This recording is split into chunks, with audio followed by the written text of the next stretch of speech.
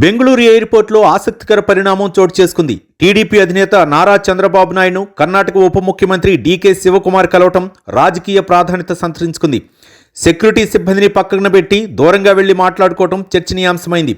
Congress trouble shooter మరియు మొన్నటి వరకు తెలంగాణలో ఎన్నికల ప్రచారంలో పార్టీలో కీలకంగా వ్యవహరించిన డీకే శివకుమార్ చంద్రబాబుతో మంత్రాలు జరపడం, ఏపీలో ఎన్నికలు సమీపిస్తుండటంతో చంద్రబాబుతో ఏపీ రాజకీయాలపై చర్చించినట్లు తెలుస్తోంది. మరోపక్క ఆంధ్రప్రదేశ్లో టీడీపీ జనసేన పొత్తు కొనసాగుతూనే కాంగ్రెస్ నేత డీకే శివకుమార్ మంత్రాలు జరపడం ఏపీ రాజకీయాల్లో ఎలాంటి పరిణామాలు చోటు చేసుకుంటాయో వేచి చూడాలి.